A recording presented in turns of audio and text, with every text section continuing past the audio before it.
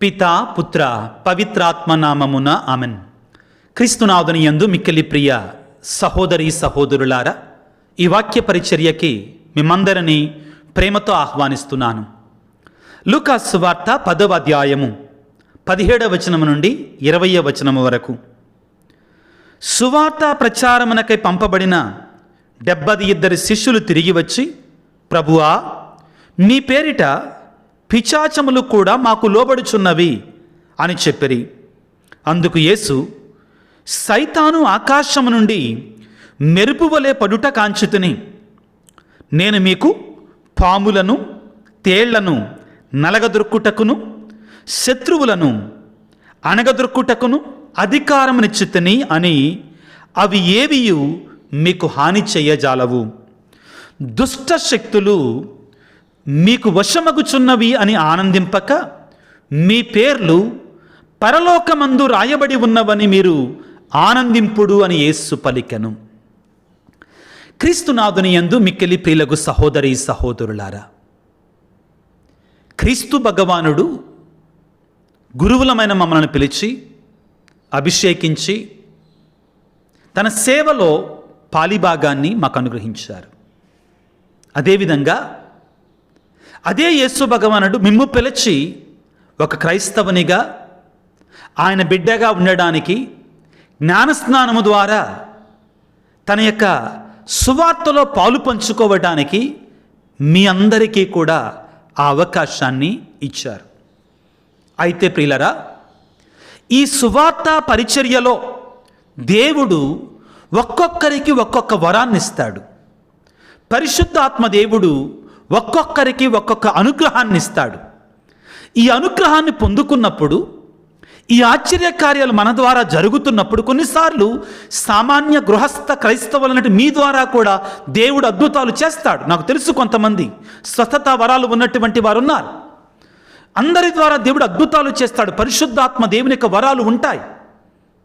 అయితే ఈ అద్భుత కార్యాలు జరుగుతున్నప్పుడు, ఈ సువార్త ప్రచారం జరుగుతున్నప్పుడు, ఎంతోమందికి సువార్త ప్రచారం చేసేటువంటి అవకాశం మనకు దొరుకుతున్నప్పుడు, లేకపోతే ఒక చర్చిని కడుతున్నప్పుడో, లేకపోతే ఒక సంఘాన్ని కడుతున్నప్పుడో, లేకపోతే ఒక గొప్ప కార్యాన్ని చేస్తున్నప్పుడో, చేసినటువంటి సువార్తికుడు దీనతతో, కడుదీనతతో, ఇది దేవుడు సువార్తను చేయడం కొరకై నాకిచ్చినట్టు అదృష్టం మాత్రమే, నా గొప్పేమీ లేదు, ఇదంతా ఆ దేవాది దేవుని యొక్క కృప, ఆ పరిశుద్ధాత్మ యొక్క వరం మాత్రమే, అన్నిటికంటే ముఖ్యంగా ఇది అంతా కూడా యేసు పరిశుద్ధ శక్తిగల నామములో జరుగుతుందే కానీ ఇది నా వల్ల జరగటం లేదు అనే సత్యాన్ని అంగీకరించాలి.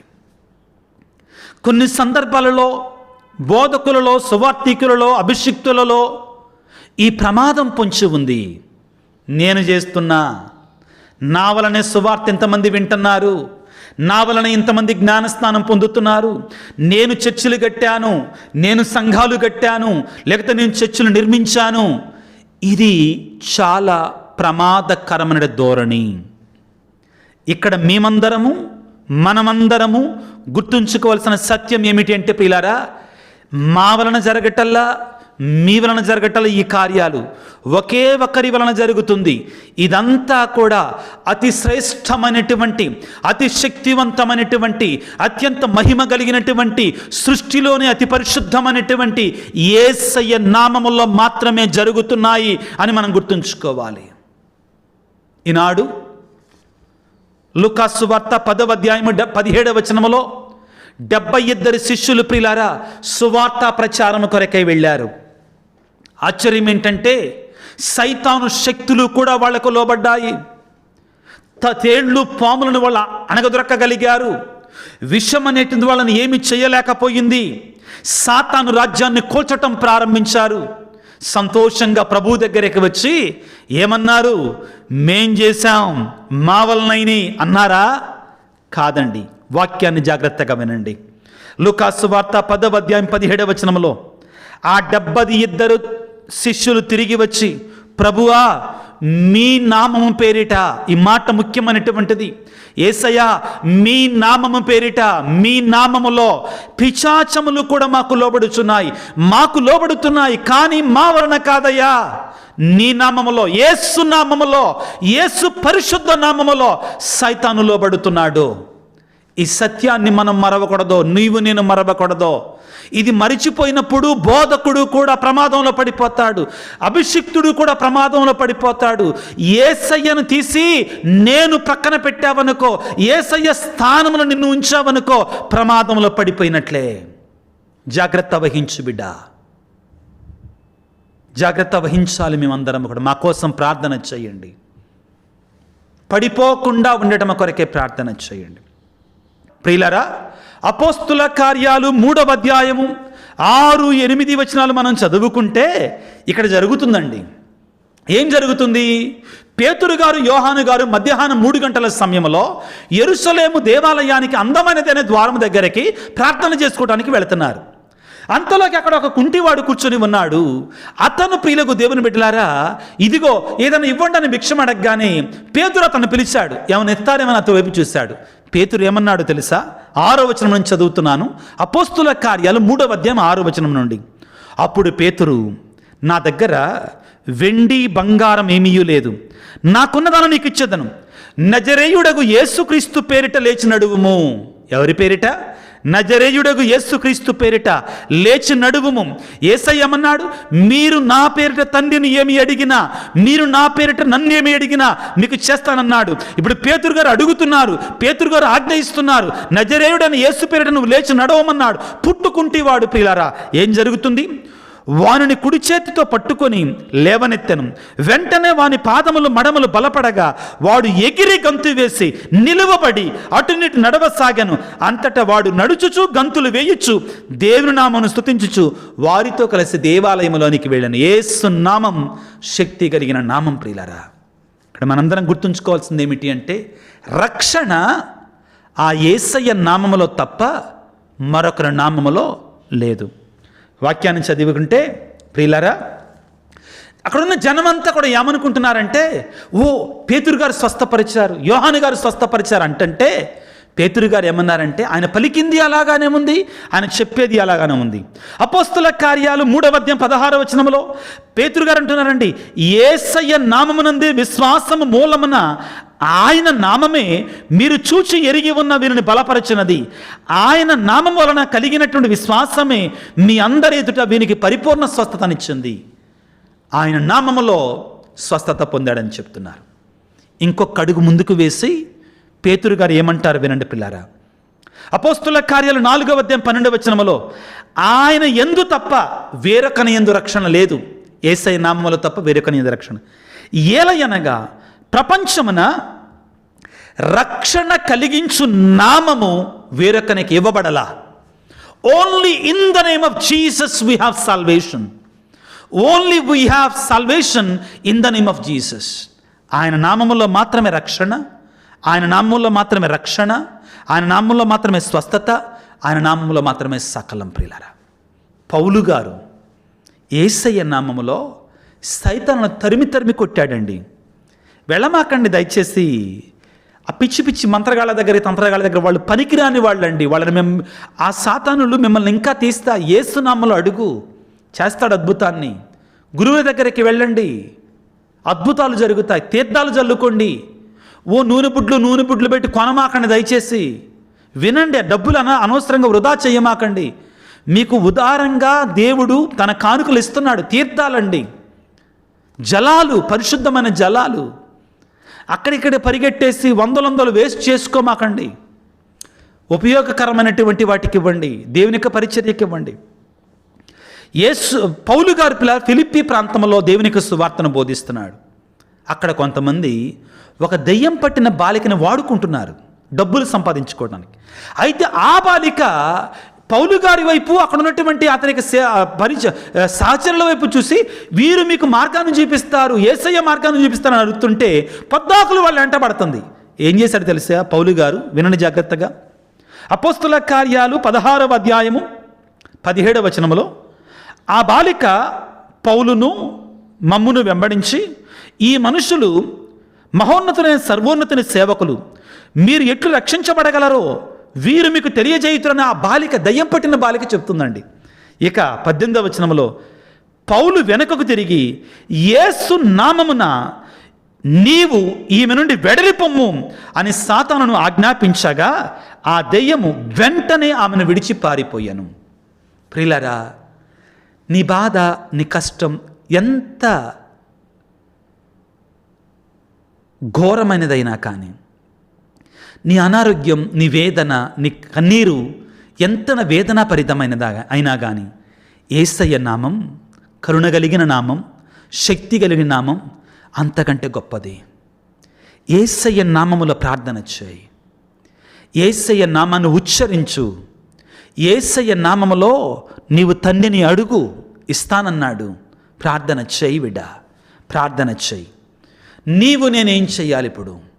ఇదిగో పౌలు గారు, పేతురు గారు యేసయ్య నామంలో అద్భుతాలు చేశారు. నేనేం చెయ్యాలంటే కొలస్సీ పత్రిక 3వ అధ్యాయము 17వ వచనాన్ని ఒకసారి చదువుకుందాం పిల్లరా. నేను ఏం చెయ్యాలి అంటే కొలస్సీ పత్రిక 3వ అధ్యాయము 17వ వచనాన్ని చదువుతున్నాను, వినండి పిల్లరా. మీరు చేసడి ప్రతి కార్యము లేక చెప్పడి ప్రతి మాట తండ్రి అయిన దేవునకు యేసు నామము ద్వారా మీరు కృతజ్ఞతలు తెలుపుచూ ఉండాలి. ఎవరి ద్వారా? యేసు నామములో, యేసయ్య ద్వారా. దివ్య బలి పూజను చూసారా, విన్నారా జాగ్రత్తగా? ప్రతి ప్రార్థన కూడా యేసు నామములో. డాక్సాలజీ అంటారండి.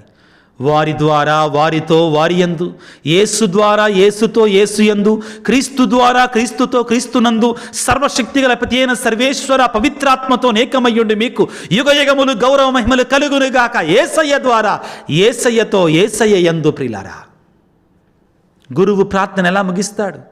మా నాథుడైన క్రీస్తు ద్వారా ఈ మనవి చేయుచున్నాం. యేసు నామములో చేయాలి. ప్రియులారా, ఇప్పుడు చెప్పబోయే మాట దయచేసి గుర్తుపెట్టుకోండి. ఏమిటి అంటే ప్రియులారా, ఇదిగో యేసయ్య నామం నీ గుండెల్లో ఉంటే నీ నామం పరలోకములో జీవగ్రంథములో ఉంటుంది.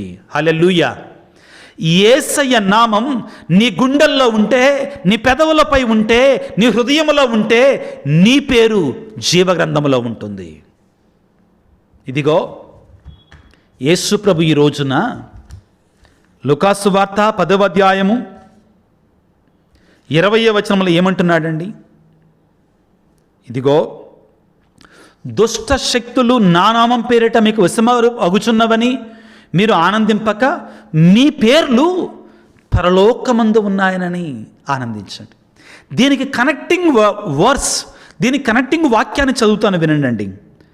ఆ 72 శిష్యులు తిరిగి వచ్చి, ప్రభువా మీ పేరిట, ఎవరి పేరిట? యేసయ్య పేరిట పిశాచములు మాకు లోబడుచున్నవి, సైతాను శక్తులు మాకు లోబడుచున్నవి. ఎవరి పేరిట? యేసయ్య పేరిట. ఇప్పుడు యేసుప్రభు ఏమంటున్నాడంటే, దుష్ట శక్తులు మీకు లోబడుచున్నవని ఆనందింపక మీ పేర్లు పరలోకమందు రాయబడి ఉన్నాయి అని మీరు ఆనందించాలి. ప్రియ దేవుని బిడ్డ, శిష్యులు ఏమంటున్నారు? మీ పేరు మీదుగా మేము శక్తులను పారదోలుతున్నాం. యేసయ్య ఏమంటున్నాడు? మీ పేరు పరలోకంలో ఉన్నదని ఆనందించండి.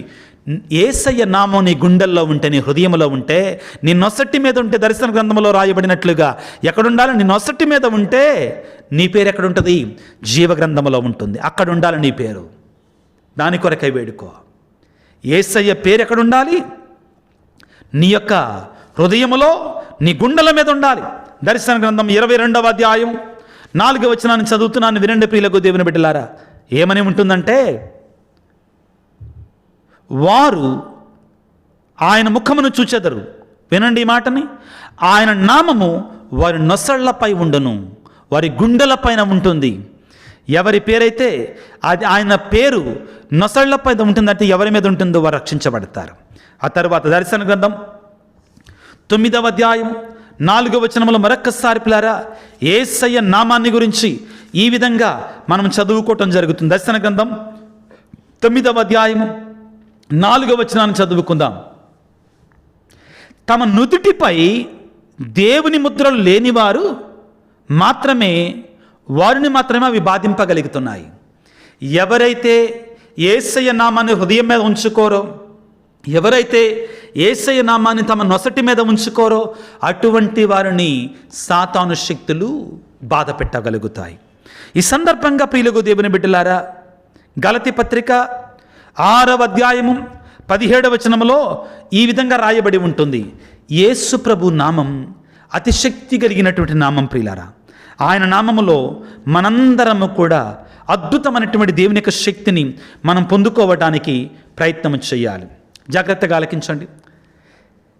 గలతీ పత్రిక 6వ అధ్యాయము 17వ వచనాన్ని చదువుతున్నాను పిల్లరా. ఇక మీదట ఎవ్వడును నన్ను బాధింపకుండునుగాక అని చెప్పి, ఏలయన నా శరీరముపై నేను యేసు యొక్క ముద్రను ధరించి ఉన్నాను.